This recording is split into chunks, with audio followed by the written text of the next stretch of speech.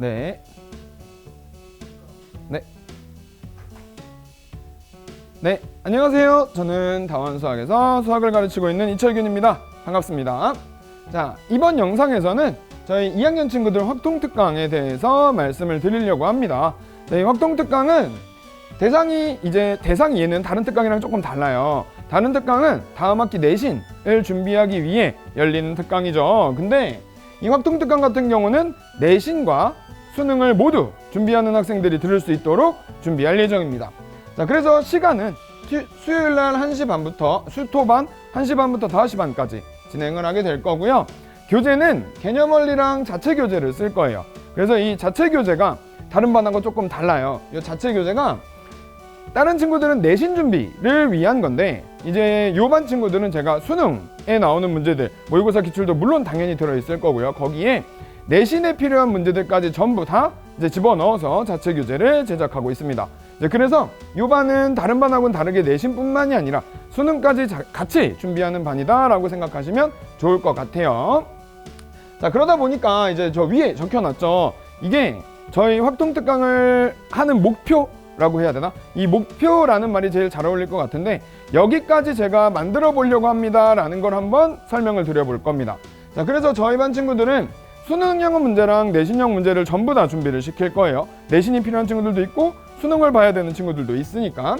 그래서 이 확통특강은 이거예요. 이번 특강에 듣는 친구들은 개념특강이니까 이 확통이라는 게 저는 좀 그렇게 생각을 해요. 제가 여기서 고3 확통도 담당하고 있고 그러다 보니까 확통특강은 좀 아이들 성향도 타고 다른 수투나 뭐 수원이나 이런 과목들하고는 공부하는 방법이 약간 다르다고 생각을 합니다. 솔직히 약간도 아니에요. 되게 많이 다르거든요.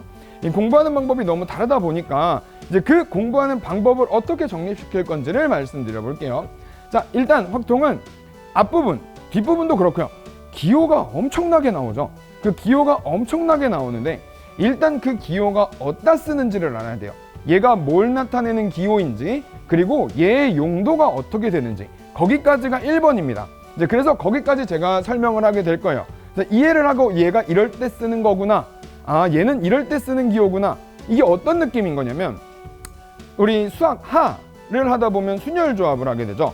그 순열 조합에서 순열의 기호와 조합의 기호는 이럴 때 쓰는 거구나. 그거 구분하는 거랑 똑같아요. 근데 이제 거기에 추가로 기호들이 몇 개 더 붙게 되겠죠. 그래서 일단 그 기호가 뭘 나타내는 애고 이럴 때 쓰는 거래 라는 걸 위주로 공부를 시킬 거예요. 뭐 특별한 방법들보다도 일단 기본적인 방법에 집중해서 수업을 할 겁니다. 자, 그러고 나면 이제 요게 제가 되게 강조하는 거예요.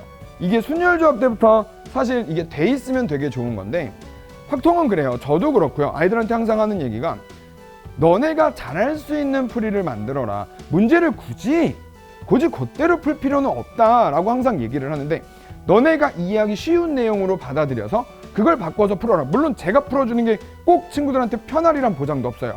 그러다 보니까 저는 수업 시간 내에 진짜 여러 가지 방법을 보여줄 거예요. 이거 이렇게 생각해도 되고 이거 저렇게 생각해도 되고 문제를 항상 바꿔볼까? 이렇게 바꿔 읽어봐. 그럼 이렇게 똑같은 경우가 나올 거잖아. 요거에 대한 얘기를 굉장히 많이 할 거고요. 이제 이 확통을 잘하기 위해서는 전 이게 되게 중요하다고 봐요. 그래서 각자 학생들마다 너는 어떤 게 편하니? 이런 게 편하면 이렇게 가자. 어떻게 이렇게 편하면 이렇게 가자. 예를 들면 그런 거죠. 이제 전체 경우의 수에서 반대쪽을 뺄까 그냥 셀까 이거는 선택입니다. 물론 뭐 더 적은 쪽을 세는 게 유리하겠지만 정말 극단적인 경우를 제외하고는 그냥 선택하라고 할 거예요. 니들 편한 대로. 그리고 저는 선생님이니까 양쪽을 다 보여줄 거예요. 그래서 예를 들면 이제 그런 식으로 해서 개인이 좀 편하게 내가 이렇게 문제를 바꿔 생각하는 게 나한텐 가장 잘 어울려. 이걸 찾는 걸 굉장히 많이 도와주려고 합니다. 그래서 확통은 통계 전까지는 이게 정말 중요해요. 난 이렇게 쓸 거야. 이게 정말 중요한 거라서 이제 그 부분을 찾는 거를 굉장히 힘을 많이 쓸 거예요. 거기다 힘을 많이 쓸 거고 그 다음 밑에 줄은 습관이에요. 습관.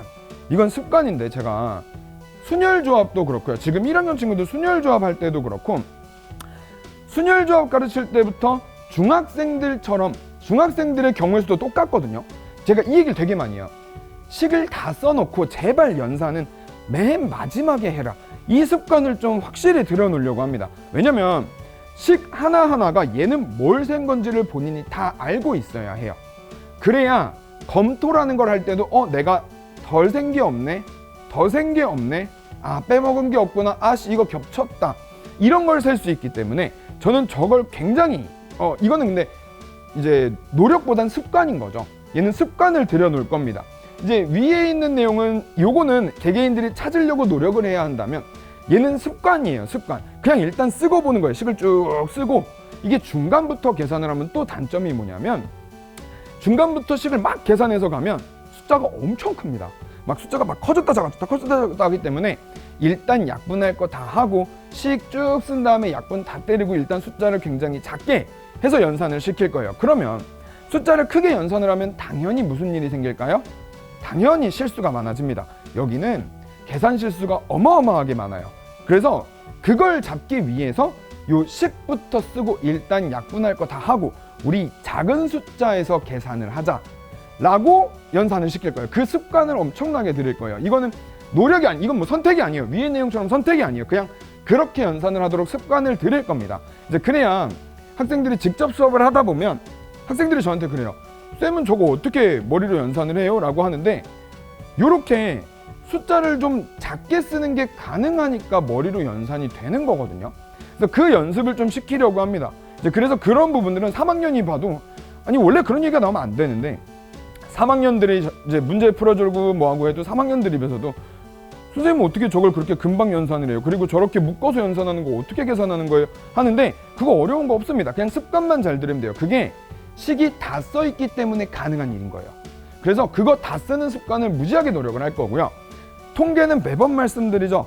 그냥 한 번 하면 식 외우면 풀고 아니면 못 푸는 극단적인 단원입니다.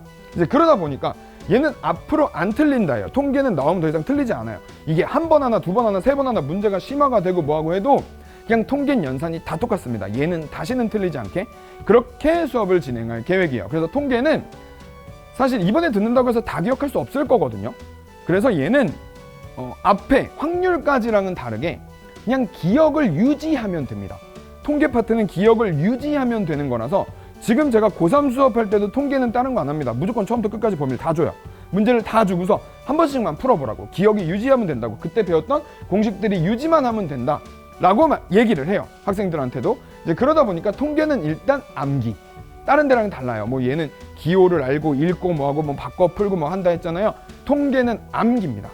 그냥 외울 겁니다. 그냥 다 외워서 다음 이제 통계 수업을 또 들을 때도 이거 이런 거였지 기억을 꺼내면 돼요. 그럼 다 풀 수 있을 거예요. 그래서 얘는 통계는 문제가 뭐 그런 게 없어요. 이제 그런 친구들 있죠. 저는 문제 푸는데 너무 오래 걸려요. 통계는 그런 게 없습니다. 다 똑같을 거예요. 다 똑같을 거고 그냥 연산만 하면 되는 애라, 다만 여기도 연산 실수가 나오면 안 돼요. 연산 실수가 굉장히 짜증나는 파트라서. 이제 그래서 얘는 암기 위주로 공부를 하게 될 거다라고 보시면 좋을 것 같아요.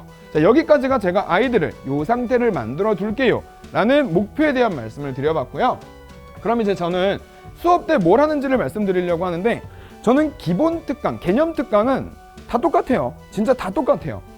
이제 개념 설명을 쭉 하는데 이게 단원마다 뭐 차이는 있겠지만 짧아도 1시간 반 정도는 저 혼자 막 열심히 떠듭니다. 개념이 이렇고 너넨 들으면 돼. 들으면서 이런 거구나 하고 받아들이고, 이제 이런 기호는 이렇게 읽는 거래, 이런 문제는 이렇게 바꿔 풀제 받아들이고 개념 설명을 쭉 합니다. 뭐 길면 막 2시간 반씩도 가요. 그러고 나면 개념 특강이잖아요. 실력 수업이 아니기 때문에. 개념 특강은 제가 기본 문제를 다 풀어줄 거예요. 기본 문제는 뭐 예제, 유제 이런 친구들은 제가 다 풀어줄 건데, 풀어주고 밑에 똑같이 따라할 겁니다. 그 다음이 제가 기본 문제를 다 풀어주면 그 밑에 똑같이 따라하자. 이제 유제 이런 애들은 다 따라하는 거예요. 이 기본 문제 예제는 제가 풀어주고 유제는 거기서 풀고 그 자리에서 바로 질문을 받을 거예요. 그러고서 뒤에 숙제가 나가긴 할 건데요. 제가 작년쯤부터 마음을 좀 고쳐 먹었어요. 작년부터는 제가 재작년쯤까지는 진짜로 수업 시간 4시간을 제가 꽉꽉 채워서 저 혼자 막 떠들었어요. 진짜 이런 것도 있고 이런 것도 있고 되게 많은 걸 보여주려고 했거든요. 이제 그러다 보니까 근데 아무래도 개념 특강을 듣는 친구들은 처음이고 수학을 좀 힘들어하는 친구들이 많단 말이에요. 그래서 제가 작년쯤부터 제가 마음을 고쳐먹은 게, 어차피 나가서 숙제하면 힘들어서 잘 안 해요. 수학을 좋아하는 애들이 그렇게 많지 않은 반이기 때문에 잘 안 하기 때문에 저는 지금 정규반도 이래요. 정규반도 이렇고 내신 대비반도 이렇고 숙제를 한 절반 이상은 학원에서 풀고 가게 합니다. 이제 그래서 시험 보는 것까지 합해서 하루에 한 50에서 60문제를 수업 시간 내에 풀릴 거예요. 그냥 다 풀릴 거고, 기본반 같은 경우는 개념 특강반은 시험 보는 날이 별로 없죠. 그럴 땐 거의 그냥 숙제를 여기서 끝내고 가게 할 계획이에요. 여기서 다 끝내라, 나랑 같이 끝내자 해서 하나씩 확실하게 문제를 좀 여러 가지를 풀고 갈 수 있도록, 나가서 푸는 거 말고요, 여기서 저랑 풀고 갈 수 있도록 할 거고요. 그래서 숙제도 옛날에 막 100문제씩 냈는데, 뭐 100문제도 솔직히 많은 건 아니죠. 많은 건 아닌데 100문제, 150문제 이렇게 냈던 선생님인데 이제 막 50문제에서 70문제 사이 이렇게 바꿔가고 있어요. 그래서 요 기본 특강, 개념 특강은, 저의 개념 특강은 전부 다 수업 시간 내에, 뭐 개념 특강뿐만이 아니라 실력 수업도 비슷할 건데 수업 시간 내에 거의 문제를 많이 풀고 가는, 그냥 여기서 풀어라, 내 눈앞에서 풀어라 라는 수업이 될 거다라고 생각하시면 좋을 것 같습니다. 그래서 이렇게 하는 이유가, 그래야 그 자리에서 질문도 되게 많이 하더라고요. 보자마자 선생님 똑같이 따라했는데 안 돼요 라고 하는 거니까. 그래서 이게 훨씬 전 낫다고 판단이 들어서 제가 한 작년쯤부터 방향을 조금 바꾼 수업 내용이어서 그 부분을 한번 적어봤습니다. 자, 여기까지가 저희 확통 특강에 대한 설명이었고요. 이 방학 중에도 확통을 지루하지 않게, 항상 저희 반의 모토입니다. 지루하지 않게 학원 오는 게 좀 재밌게 공부할 수 있도록 저도 많은 준비를 하도록 하겠습니다. 감사합니다.